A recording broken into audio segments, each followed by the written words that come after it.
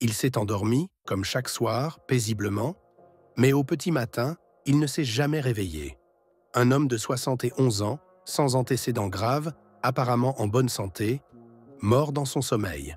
Ce drame, qui paraît soudain et imprévisible, cache pourtant des habitudes nocturnes toxiques que la plupart des personnes âgées pratiquent sans le savoir. Chaque nuit, ton corps joue sa survie. Le sommeil n'est pas qu'un repos. C'est une bataille invisible, où ton cœur, ton cerveau et ton système immunitaire luttent pour se réparer, se synchroniser, se maintenir en vie. Mais certains gestes anodins, un aliment pris trop tard, une posture ignorée, une lumière mal gérée, peuvent suffire à faire basculer ton organisme du côté du chaos. Et personne ne t'en parle. À ton âge, le moindre détail compte. Et ce sont justement ces détails que je vais te révéler aujourd'hui. 4 habitudes du coucher, banales en apparence, mais dangereuses quand on les ignore après 70 ans. La 4e va probablement te choquer, car elle contredit tout ce qu'on t'a toujours dit. Alors pose-toi cette question. Dors-tu vraiment pour vivre? Ou dors-tu sans le savoir, contre ta propre vie? Dis-moi en commentaire quelle est la dernière chose que tu fais avant de dormir. Tu risques de voir cette habitude autrement dans quelques minutes. Abonne-toi, aime cette vidéo et reste bien jusqu'à la fin. Car ce que tu vas découvrir pourrait transformer tes nuits. Et peut-être te sauver la vie. Après 70 ans, ton corps n'obéit plus aux mêmes lois que dans ta jeunesse. Et pourtant, la société continue de t'imposer un modèle de sommeil qui ne te convient plus. On te dit « il faut 8 heures ». Il faut dormir d'un trait.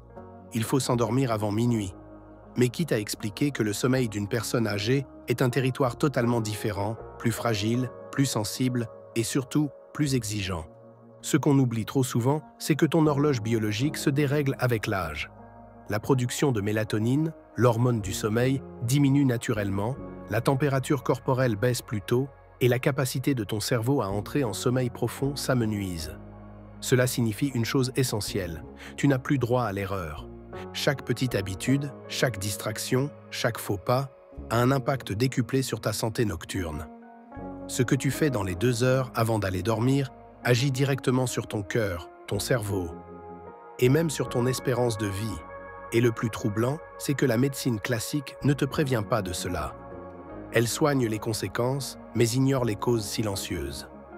Pourquoi ces vérités ne sont-elles pas enseignées? Parce qu'elles ne rapportent rien. Parce qu'elles demandent de la vigilance, pas des médicaments.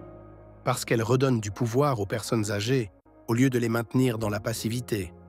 Mais aujourd'hui, tu vas comprendre. Car ce que tu crois être anodin est peut-être ce qui te fragilise chaque nuit.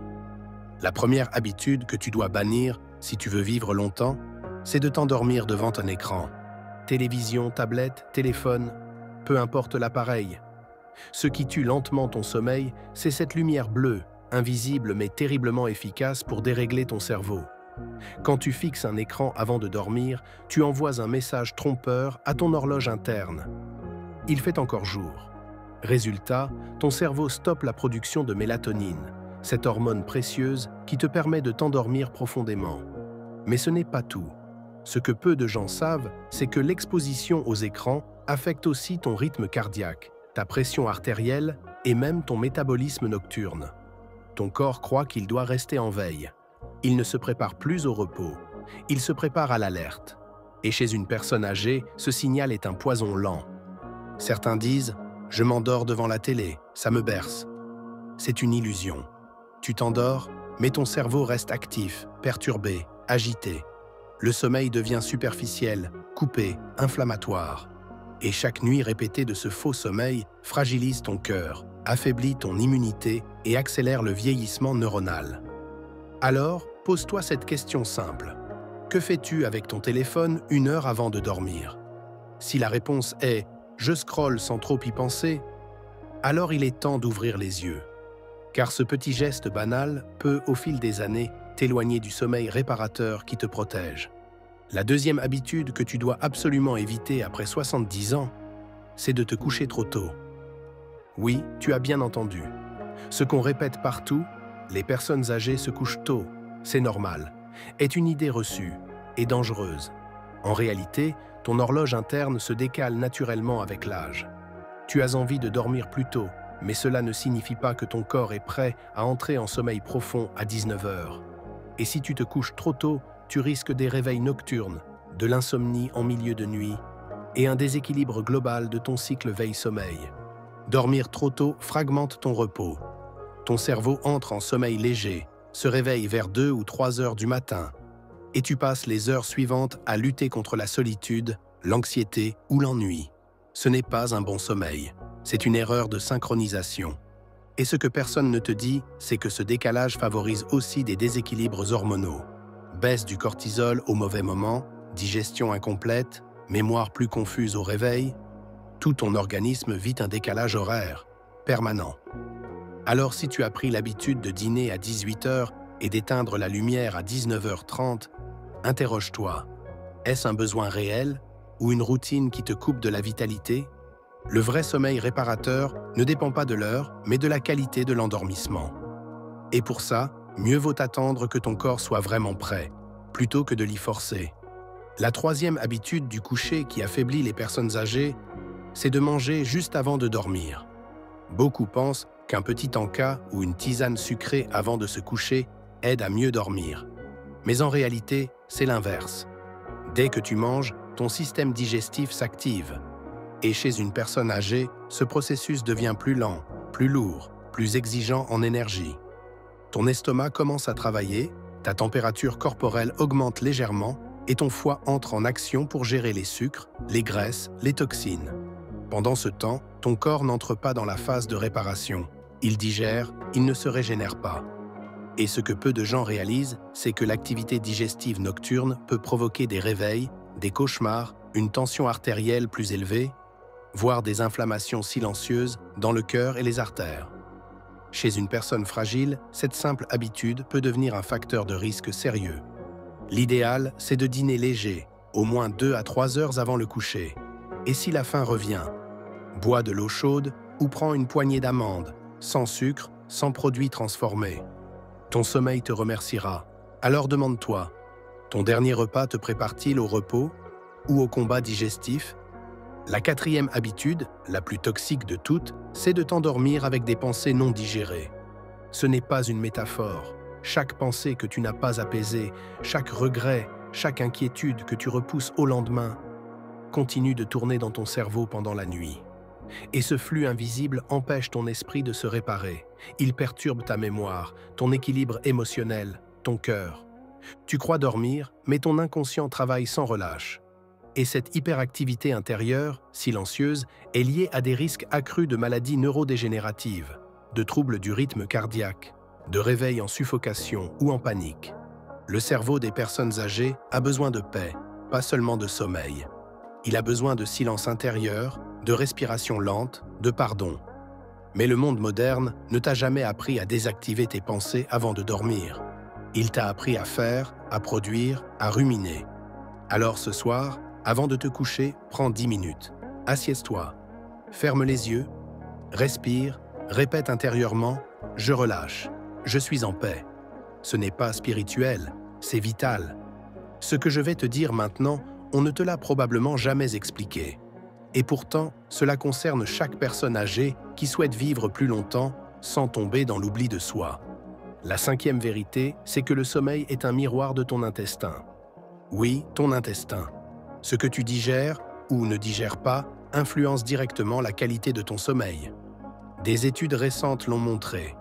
Chez les personnes de plus de 70 ans, un déséquilibre du microbiote intestinal peut provoquer des insomnies, des réveils fréquents, des angoisses nocturnes, voire des délires en fin de nuit. Pourquoi? Parce que ton intestin produit aussi des neurotransmetteurs comme la sérotonine, précurseur direct de la mélatonine. Si ton microbiote est perturbé, ton cerveau l'est aussi. Et qui parle de microbiote aux personnes âgées? Personne. On leur parle de médicaments, mais pas de fibres, de probiotiques, ni d'alimentation fermentée. On leur donne des somnifères, mais jamais de kéfir ou de choucroute crue. Il est temps de renverser cette logique. Ton ventre n'est pas seulement un organe, c'est un centre de décision, un générateur de sommeil, un gardien de ta sérénité. Et si tu souffres d'un sommeil léger, agité ou morcelé, commence par regarder ce que tu offres à ton ventre. La sixième vérité, c'est que ta chambre peut te rendre malade sans que tu t'en rendes compte. La pollution électromagnétique, les ondes Wi-Fi, les objets connectés, les lampes LED, les réveils numériques, tout cela génère un environnement invisible mais actif autour de toi, même quand tu dors. Et ton corps, surtout après 70 ans, n'a plus la même capacité de défense contre ce bombardement silencieux. Ton système nerveux reste en état d'alerte. Ton rythme cardiaque ne ralentit pas comme il le devrait. Ton cœur bat plus fort. Ton sommeil profond diminue. Et dans certains cas, ces ondes favorisent des inflammations chroniques, des douleurs articulaires ou des troubles du rythme cardiaque. Est-ce que cela veut dire qu'il faut vivre dans la peur? Non. Mais il faut vivre en conscience. Commence par couper le Wi-Fi la nuit. Éloigne ton téléphone. Éteins tout ce qui clignote, même faiblement. Tu n'es pas fragile, tu es sensible. Et cette sensibilité, c'est une force si tu l'écoutes. La septième vérité, plus dérangeante encore, beaucoup de médicaments que tu prends perturbent ton sommeil, sans que personne ne te le dise. Antidouleurs, diurétiques, bêta-bloquants, statines, somnifères, la liste est longue. Et bien souvent, ces substances, prescrites en cascade, créent une confusion dans ton organisme. Elles affaiblissent la production naturelle d'hormones, elles altèrent ta mémoire, elles rendent ton sommeil artificiel, parfois même comateux. Mais le plus grave, c'est qu'on ne t'informe pas des conséquences à long terme. On t'apaise sur le moment, en sacrifiant parfois ton équilibre profond. Cela ne veut pas dire qu'il faut tout arrêter, mais il est vital que tu interroges, que tu comprennes, que tu sois acteur de ton corps. Demande toujours, ce médicament m'aide-t-il à guérir ou seulement à ne plus ressentir? Tu n'as pas été conçu pour dormir sous sédation. Tu as été conçu pour dormir dans la paix. Et cette paix commence par une vigilance douce, une conscience éveillée. Enfin, la huitième vérité, celle que personne n'ose nommer, beaucoup de personnes âgées ont peur de dormir. Elles ne le disent pas, elles le vivent en silence. Elles ont peur de ne pas se réveiller, peur de faire un AVC, peur d'être seules pendant la nuit, peur de rêver. Et cette peur inconsciente transforme la nuit en tension. Le cœur bat plus vite, le corps reste contracté. Le cerveau ne descend jamais dans la profondeur. Mais le sommeil n'est pas un ennemi. C'est un retour, un relâchement, une confiance. Il est urgent, à ton âge, de réconcilier ton esprit avec la nuit. Car plus tu accueilles le sommeil comme un ami, plus ton corps s'apaise et plus ta vie s'étire. Ce n'est pas une croyance, c'est une biologie de la confiance. Le premier geste que tu peux adopter, c'est de créer un rituel du soir qui n'utilise aucun écran. Chaque soir, avant de te coucher, offre-toi un espace sans lumière bleue, sans agitation numérique. Éteins la télévision, pose ton téléphone loin de toi et choisis une activité calme, manuelle ou simplement silencieuse. Tu peux lire quelques pages d'un livre, écrire dans un carnet ce que tu ressens ou simplement respirer en écoutant ton souffle. Ce moment crée une transition sacrée entre ta journée et ta nuit. Il permet à ton système nerveux de ralentir, à ton cœur de retrouver un rythme doux et à ton cerveau de relâcher les tensions accumulées. Beaucoup de personnes âgées ignorent ce pouvoir simple. Et pourtant, ce rituel sans écran peut améliorer la qualité de ton sommeil en quelques jours seulement. Ne cherche pas la perfection. Crée juste un espace protégé, chaque soir, même 10 minutes, et observe ce qui change en toi. Le deuxième geste que tu peux adopter, c'est de veiller à la qualité de ton dernier repas. Évite les repas riches, sucrés ou tardifs. Dîne léger, au moins 2 heures avant d'aller te coucher. Préfère une soupe de légumes, un peu de poisson blanc, un œuf mollet, quelques noix ou un peu de riz complet. Et surtout, mastique lentement. Plus tu mâches, plus tu aides ton corps à digérer avant même que le sommeil n'arrive. Ton organisme, à ton âge, a besoin d'énergie pour se réparer pendant la nuit. Il ne peut pas tout faire en même temps. Digérer, guérir, rêver, renforcer le cœur, nettoyer le cerveau. Ce sont des tâches profondes, puissantes. Si ton estomac travaille pendant ton sommeil, le reste de ton corps ne peut pas se reposer vraiment. Et n'oublie pas que certains aliments apaisent naturellement. La banane, la camomille, l'avoine ou encore les graines de courge riches en magnésium. Ce ne sont pas des remèdes miracles. Ce sont des nourritures intelligentes. Le troisième geste que tu peux adopter, c'est d'apaiser ton esprit avant de t'endormir. Ferme les yeux, assieds-toi sur ton lit et respire. Inspire lentement par le nez, compte jusqu'à 4. Expire encore plus lentement, jusqu'à 6. Et recommence 5 fois, 10 fois. Si une pensée arrive, observe-la, puis laisse-la partir. Tu n'as pas besoin de lutter contre ton esprit. Tu dois seulement lui montrer que tout est calme, que tout est sous contrôle, que le moment est venu de se reposer. Certaines personnes âgées pensent qu'elles ne savent pas méditer. Mais respirer en conscience est déjà une forme de méditation. Et cela suffit pour apaiser ton rythme cardiaque, réduire ton anxiété nocturne et favoriser l'entrée en sommeil profond. Tu peux aussi réciter une phrase simple comme un mantra intérieur. Je suis en paix. Je relâche. Je me laisse porter. Ces mots, répétés en silence, envoient un signal direct à ton cerveau, le signal du lâcher-prise. Le quatrième geste que tu peux adopter, c'est de sanctuariser ta chambre. Ta chambre ne doit pas être une extension du salon, ni un bureau, ni un débarras. Elle doit devenir un espace de silence, de sécurité et de lenteur. Débarrasse-toi des objets inutiles. Éloigne les écrans, les horloges lumineuses, les veilleuses agressives. Préfère une lumière douce, chaude, tamisée. Si possible, aère ta chambre tous les jours, même en hiver. Quelques minutes suffisent. L'oxygène frais aide ton cerveau à mieux fonctionner la nuit et réduit les risques d'apnée du sommeil. Et surtout, coupe les ondes. Éteins ton Wi-Fi, laisse ton téléphone à l'extérieur. Ce geste, presque symbolique, te reconnecte à ta propre énergie. Tu n'as pas besoin d'être joignable pendant la nuit. Tu as besoin d'être pleinement présent à ton sommeil. Ta chambre devient alors un cocon, un sanctuaire, un lieu sacré pour ton corps vieillissant. Ce n'est pas du luxe, c'est un besoin vital. Le cinquième geste que tu peux adopter, c'est d'avoir le courage de parler de tes peurs nocturnes. Tu as peut-être peur de dormir seul, de ne pas te réveiller, de faire un AVC, de mourir dans la nuit, comme cet homme de 71 ans. Ces peurs sont réelles, mais elles ne doivent pas te gouverner. Tu peux en parler à ton médecin, à un proche, ou même dans un carnet. Nommer la peur, c'est déjà l'affaiblir. Tu peux aussi écrire une phrase chaque soir. Je me laisse aller au sommeil, en confiance. Cela peut sembler naïf, mais c'est une forme de reprogrammation douce. Tu offres à ton inconscient un nouveau langage, une nouvelle croyance. Et plus tu fais la paix avec la nuit, plus elle te rend cette paix sous forme de repos, de lucidité, de vitalité. Vieillir ne signifie pas renoncer à la qualité de tes nuits. Cela signifie devenir plus fin, plus sensible, plus conscient. Et à chaque âge, il est encore possible de mieux dormir. Encore possible de mieux vivre. Tu viens de découvrir 4 habitudes du coucher que trop de personnes âgées ignorent, et qui pourtant peuvent raccourcir la vie sans bruit. Tu as compris que t'endormir devant un écran n'est pas un geste anodin, que ton cerveau a besoin d'obscurité, de lenteur, de respect. Tu as vu que se coucher trop tôt n'est pas toujours sage, que le sommeil, à ton âge, a besoin d'être écouté, pas forcé. Tu as entendu que manger tard, même une tisane sucrée, peut voler à ton corps l'énergie de se réparer pendant la nuit. Et tu as compris que s'endormir avec l'esprit agité, plein de pensées non digérées, c'est comme poser une valise lourde sur ton cœur chaque nuit.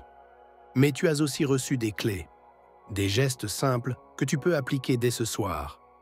Des habitudes nouvelles, douces, puissantes. Des petits changements pour une grande transformation.